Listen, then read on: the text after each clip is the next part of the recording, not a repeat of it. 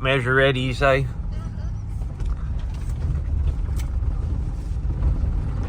Doing a video? Yeah, you on here? Yeah. Let's see if we can get over here to this. We gotta get one of these lifts. Go down this big old hill. Hooty hoo, here we come. I never went down this big old hill. Yeah, we went up it a couple times.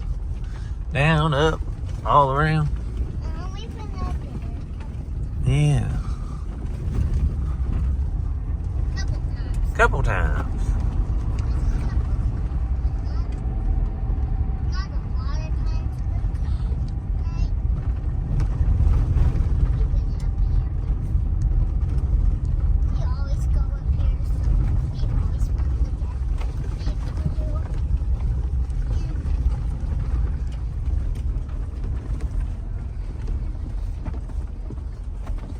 Don't only one guy here. Hmm? There's only one guy here, right? No, there's four. Faster. I'm gonna. You dropped your tape measure. I'm gonna beat you. You better hurry up. Don't trip. I'm gonna beat you. You better go. My shadow's farther than yours. Oh, you fast. You need that little handle Uh-huh. hold on to? Uh-huh. Poppy's got these in his blower too. He does? Uh-huh. Cool. You gonna start it up? Sure. Okay. Here. Right here.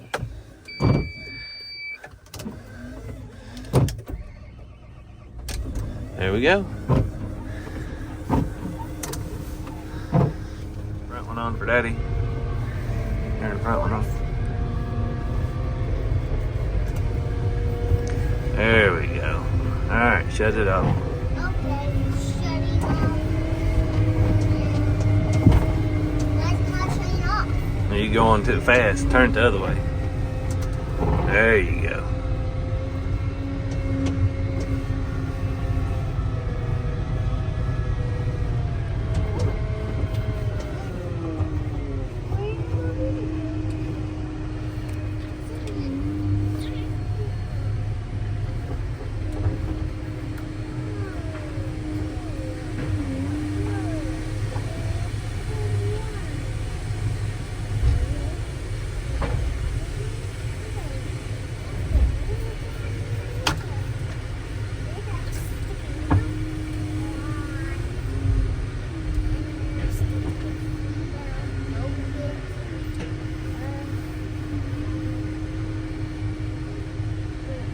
Hey, you better get your head in there. You're gonna get soaking wet. Get out of that. That's old pond water, boy.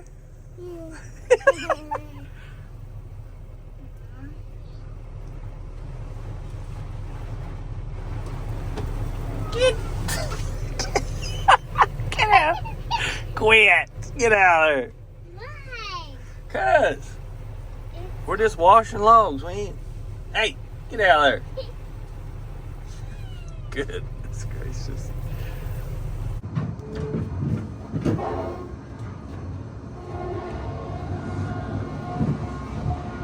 I'm gonna do a video of the breakdowns on these mills and give you guys an idea of cost per operation.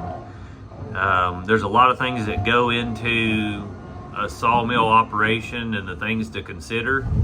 A lot of times these companies advertise they have X amount of production, and a lot of times those are with perfect logs. A lot of people don't understand that, and so if you're sawing logs like this, that's not going to be a perfect log. You know, some of these are crooked, some of them are small, big, different species on some of these. And so when you're sawing and you're cutting oak, your production rate is going to be a lot different than when you're cutting poplar or pine or any soft wood. and a lot of these companies advertise that. Another thing that you're going to want to understand is how much does it cost you per blade? How much, you know, fuel consumption do you have during a day's time? There's a lot of things that go into that. And so you want to know all of these factors before you buy a sawmill. Like I said, there's a bunch of different things that you really need to know and you need to look at before making a decision.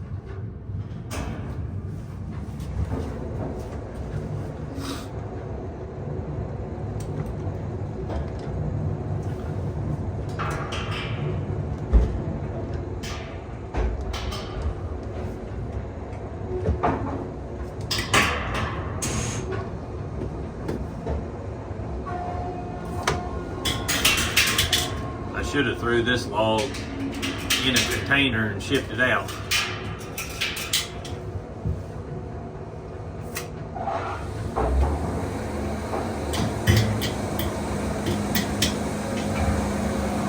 On average, we run 8 to 9 hours a day, and we'll use roughly anywhere from 10 to 11 gallons. So if you look at our production and at the rate we're sawing, that may help you understand how much fuel you're going to have in a day. We run wide open, and we don't always cut the same species, and we cut everything from poplar, hickory, maple, ash, cherry, beech. I mean, just about anything in North America we cut. And with that, we'll use about 4 to 5 blades. We usually run our blades between an hour and 15 minutes to an hour and 45 minutes. We seem to get longer blade life by doing that. So if you consider each blade, it costs roughly between $29 and $35, let's just say, per blade. Now, if you're looking at a mill like a baker or an XP 380 out of the Timber Buddy, they run a lot bigger band, and most of your manufacturers that are competing with Wood-Mizer do run a wider band. So when you're thinking about buying logs and things of that nature, if you don't have an operation that can handle faster than what a Super 70 can cut, your operation per hour is going to cost you more in the long run than you're going to make if you was running a band that costs less and a motor that didn't use as much fuel. I myself have watched a lot of other mills cut, and if you're cutting big stuff all the time, a bigger mill may suit your operation. But like I said, there's a whole lot of things that go into that, and I've got a complete breakdown of cost that we have per day that I would, do a video on. If you guys are interested, just let me know.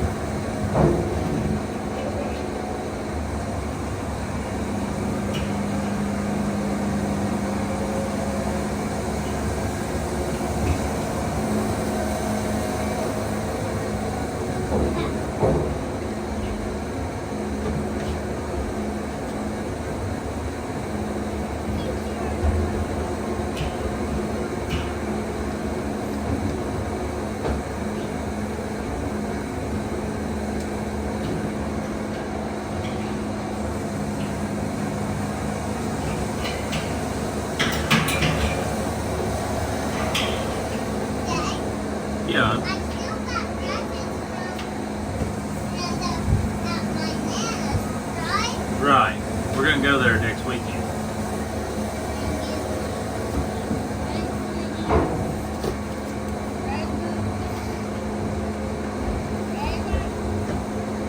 Hey, Dad, What? you want to shine white? Do I? You need a shine? You need a shiny? Uh-uh.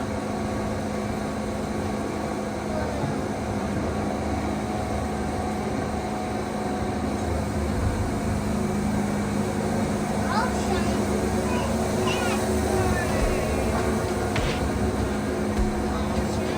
Don't shine that light out there, honey. They'll think that you want some.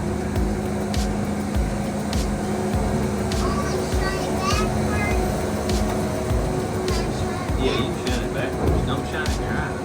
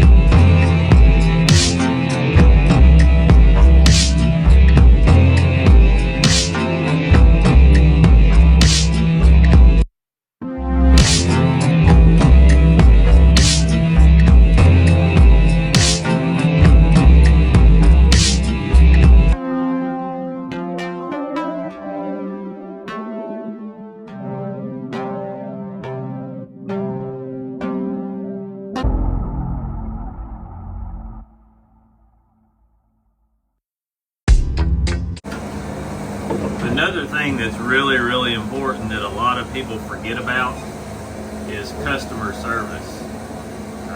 If you're picking a meal and you buy a certain brand, you're going to want to know that if you need a part and you've got an operation and it's down, that you can get it within a day or two. A lot of companies do not have the network and outreach that Wood-Mizer has. I can usually, our closest place is Batesville or Indianapolis, and I can usually have a part by the next morning, which a lot of times is less than 24 hours. And a lot of these other companies, and if you talk to owners that own these mills and they're legit about what they're telling you, you know, a lot of people are so caught up in, oh, I've got the best mill, I'm not going to look at anything else. We're constantly looking at other brands. We go and watch them, we see them work, and I truly only want the best and what is going to benefit me the most. But I've talked to many of these owners, and a lot of these sawmill companies, they do not have the network and the setup like Wood-Mizer does. So, you know, they've got a huge network of parts. They've got a lot of companies that build for them, and they do a lot of stuff in-house.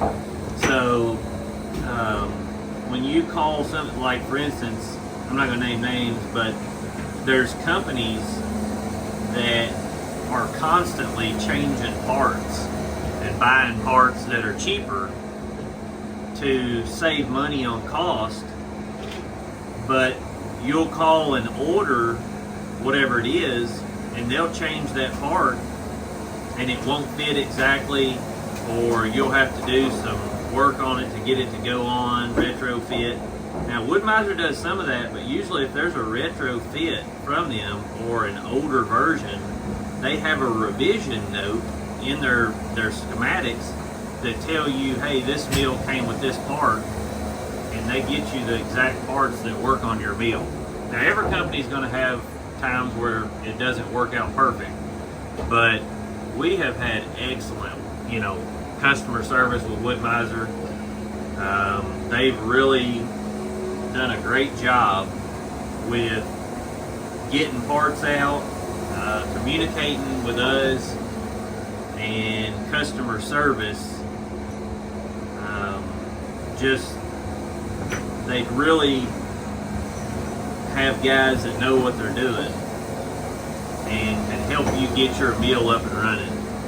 Another thing that I don't think every mill brand has, but you can call, if you buy a Wood-Mizer, you can call Wood-Mizer and talk to them for 10 days and get your mill fixed. Like if you've got a problem you can't figure out, you can call into their customer service and they've got anywhere from 4 to 10 guys, if not more, at each place ready to communicate with you and get your mill back up and running if you're willing to fix it yourself. So, you call Wood-Mizer, ask for customer service, and sit there and talk with them on the phone, and they'll troubleshoot your mill and get it back up and running. And, you can call and get a hold of someone within 10 minutes. It's an excellent thing to have. And it's, if you're truly trying to saw lumber production and make a lot of money, that's something you need, because you're going to have someone to stand by you and someone that'll help you. Because when you buy one of these new mills, like for instance when we bought these in 2015, they had just put this mill on the market, and as you guys have seen in my other videos, we had a lot of hiccups with it. But we knew that going into it, and we knew that we were getting, close to pre-production models. But I think that Wood-Mizer also knew who they were dealing with and knew that we would, work with them on all the parts and everything. And the thing about a Wood-Mizer is, if you buy it for the first 2 years, all your parts are free. So you have anything go wrong with it, or there's some kind of mess up on their part, they'll literally send you the part for free to be fixed, or you can take it to Wood-Mizer and they'll fix it for you.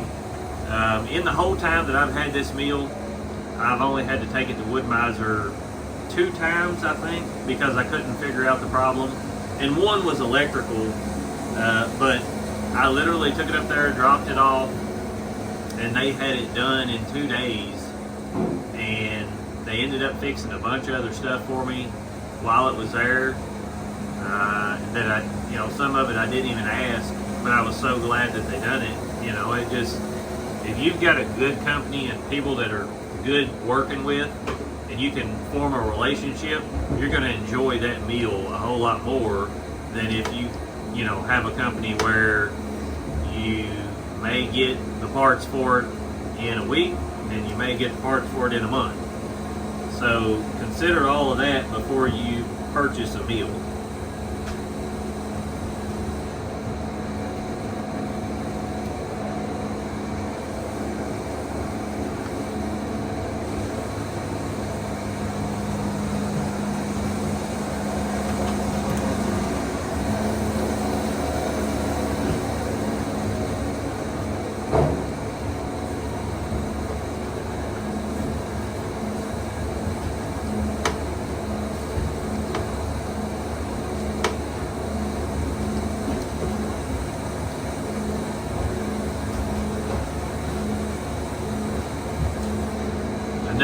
aspect to think about is people that are working for you.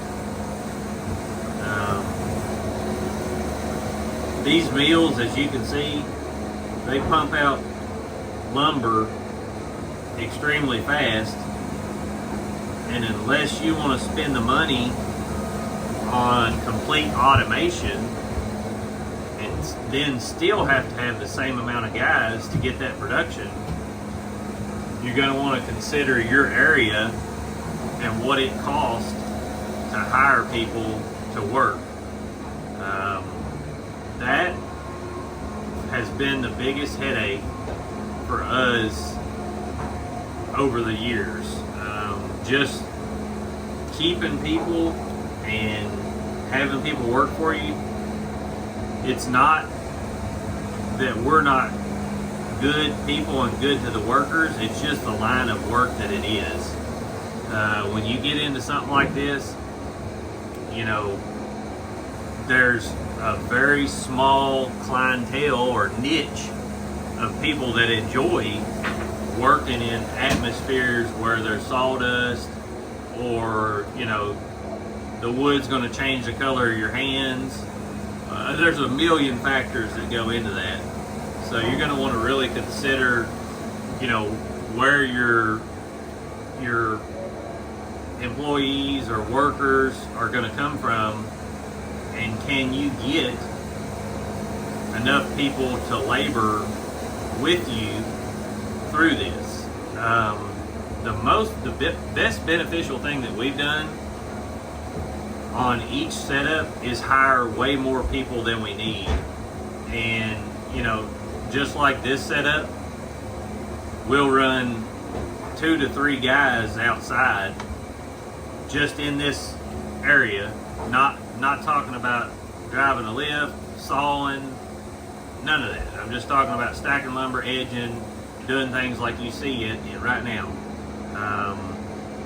And you can do the entire job with 2 guys, but you're just, like I said, the people that work in this niche tend to have more issues showing up or being there every day. So consider that. And that's any manual labor job. You guys are going to have, you know, it doesn't matter if you're doing construction, if you're doing landscaping, you know, whatever you're doing is going to have harder keeping employees if it's manual labor. What's up, little man? What is it? Yeah. I see that.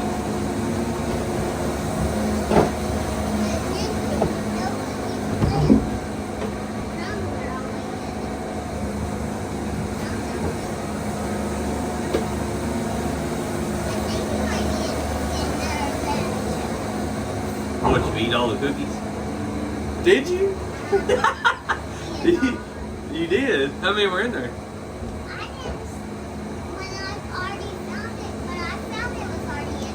Oh, it was empty when you found it. Okay, but you was gonna get one if it was in there, wasn't you? Daddy will stop and get you some ice cream on the way home. You want to stop and get some ice cream? Ooh, that sounds good, don't it? All right. Another thing you guys are gonna want to, you know, consider if you're looking into a Super 70. You can saw from either end, so you can build a building with a room on it on the end like I've got and saw out of that.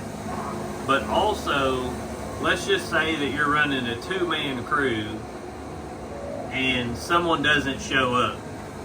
Well, you can disconnect the controls from the Super 70 from this end and put them on that end where that guy's standing, and you can go back to sawing out there and pull the cants or anything back that you need to while being outside. So it's a very versatile setup, and that is as far as I know, I don't think there's any other mill on the in the industry that you can swap ends on. I mean, they've really done their homework on this, and they just keep getting better. So really consider that and think about that, because you're going to have times where, especially if you're a smaller company and you've just got 1 or 2 employees, well, as soon as one doesn't show up, your whole operation is messed up. So you've got to figure out a way to make it work, or that other guy ain't gonna do it either. And you know, that's, like I said, the wood miser is, it just, you know, you can make it fit any operation, and it just works so well. I also think it's the cheapest, not necessarily the cheapest up front, but it's the cheapest production cost meal in a high operation that you're getting high yield out of, in the price range under $100,000. Just my opinion. I just know from talking to other people what their blades cost, how much it cost them to get them resharpened, and things of that nature. So like, we can buy this blade and run it for an hour and a half and then have it resharpened for $5 to $6 a blade. Now, if you're trying to do that with a blade that is 200 inches long or longer and it's 2 inches wide, people are going to charge more to sharpen that. Usually it's $2 to $3 more per blade. So, you know, if you're taking 100 to 200 blades at a time, that adds up. And then also, if you hit something and you tear a blade up, you're going to have that cost taken out instantly. So you have to remember that also.